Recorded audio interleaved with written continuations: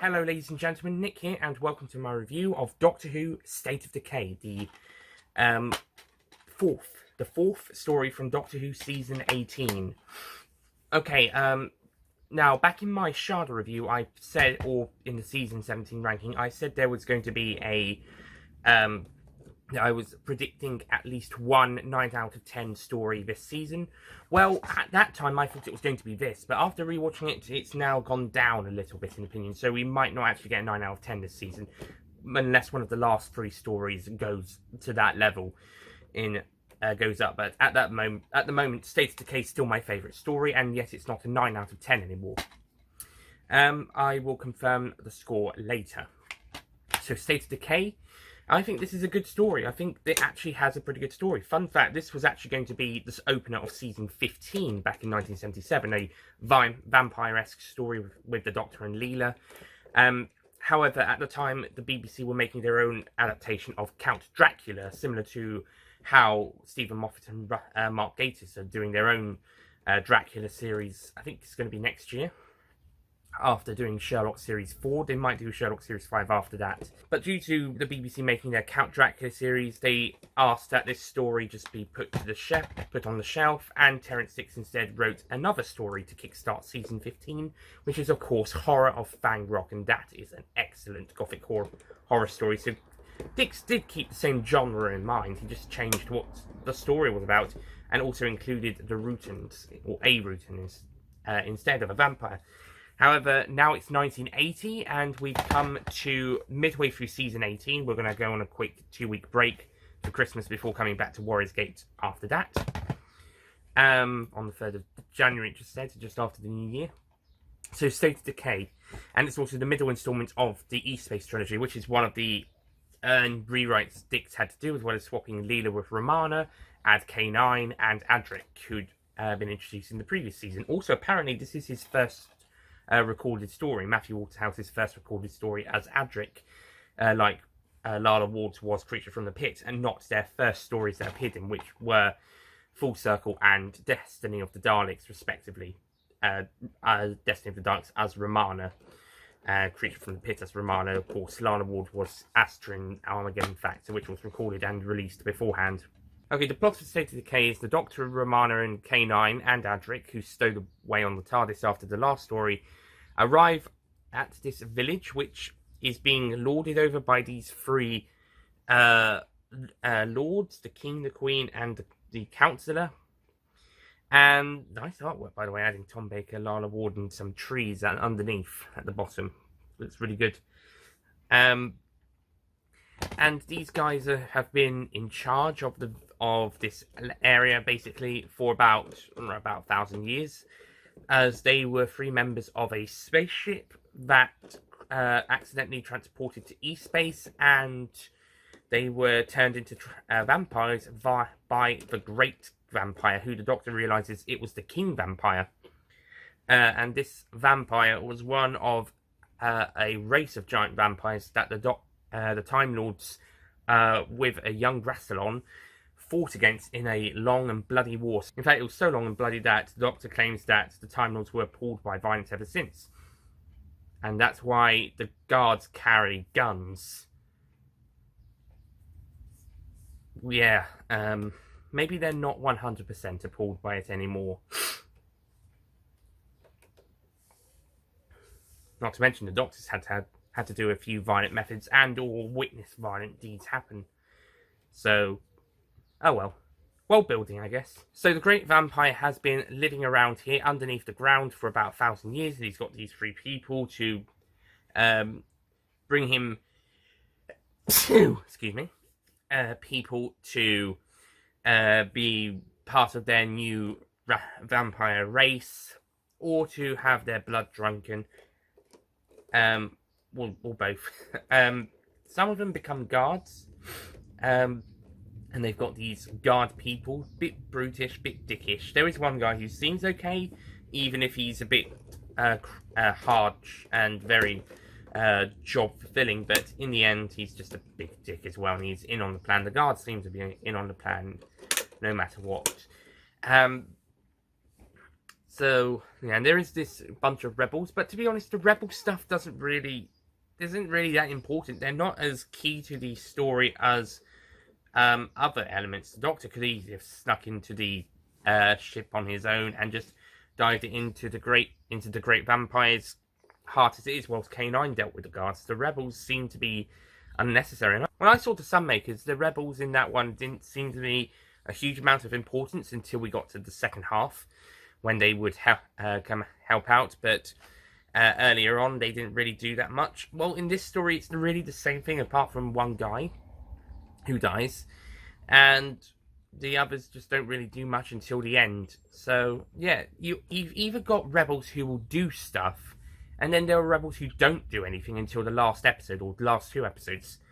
Those are not the good ones. Those, even if they've got interesting characters or likable characters, it's not really that, they don't really help that much. Whilst ones that do help out throughout the story are good rebels, because they will help out overthrow the evil people. But that's why I consider them the weakest element of the story.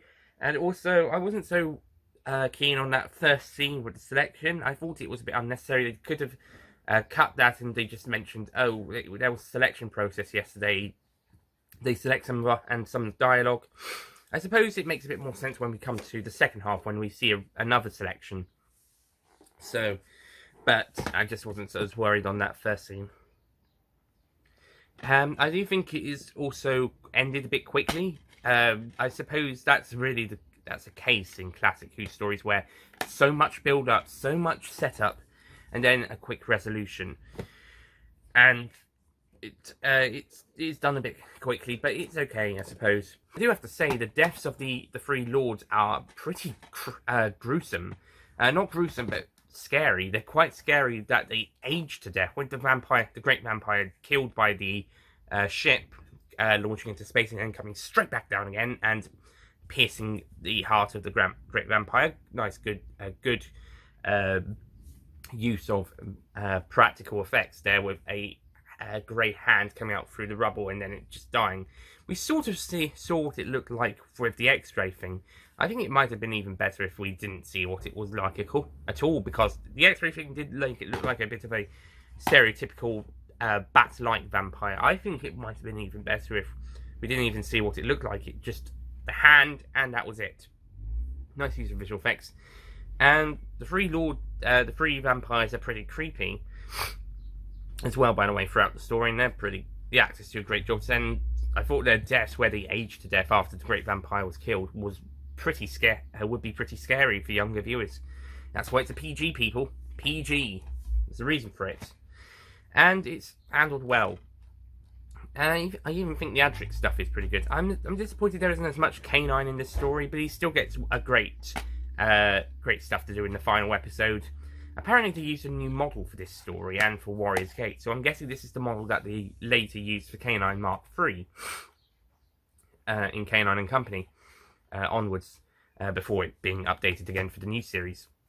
Why they decide to go for a new model this late into K9's tenure is uncertain, but oh well, maybe they were already planning the K9 and Company spin-off. So, yeah. So, on the whole, State of Decay, it's good. It's got some great stuff. It's probably the strongest story of the season so far. If you exclude Shada, it's probably the strongest story since City of Death. And written by Terrance Dicks, so it's going to be good anyway. Well, I say that as like it's automatic, but some other writers, it's not always automatic, so maybe I should hold my tongue in the future. Then again, I think his next story is The 5 Doctors, so actually, on second thoughts, maybe I won't hold my tongue when it comes to Terrance Dicks.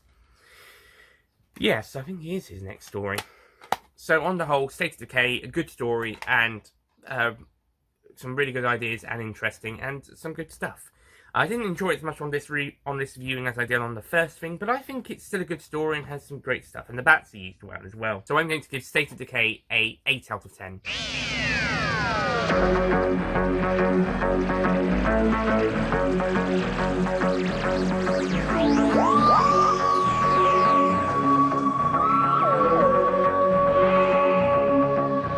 Not 9 out of 10, which is what I originally gave it, but after rewatching it, I put it down a bit lower. But it's still the strongest story since City of Death, if you discount Sharda.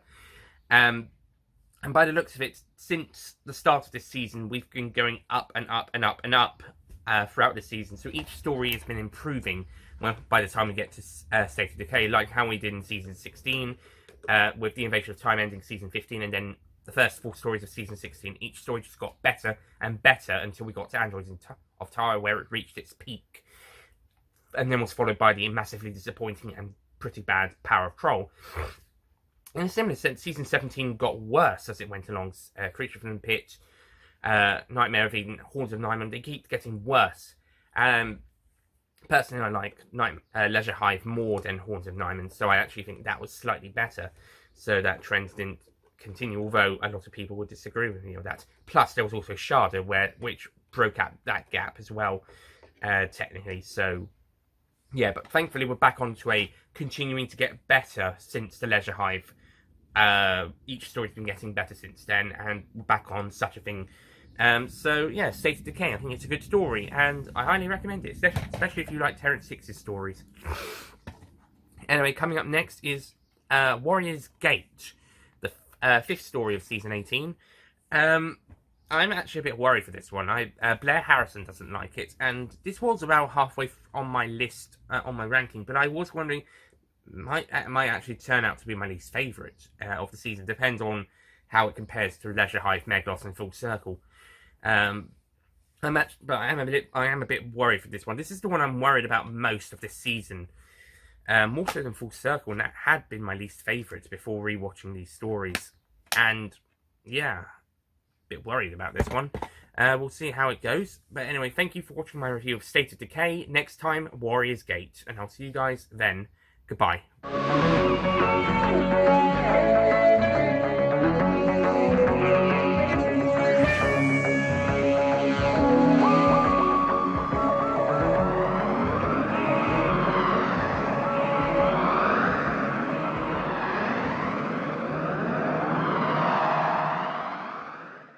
Don't forget to click below to subscribe to the official Nicholas Payne Retro YouTube channel. Hello ladies and gentlemen, Nick here, and welcome to my review. Excuse me. And also, but due... right, the plot of State of Decay is that there is so much that it gave Time Lords basically stop. And so, fucking sneezes. I hate sneezing. I thought some makers had, well, actually, I think the Rebels in that one were okay. No, in my review of the Sunmakers, and in the end, and the deaths of, so I'm to give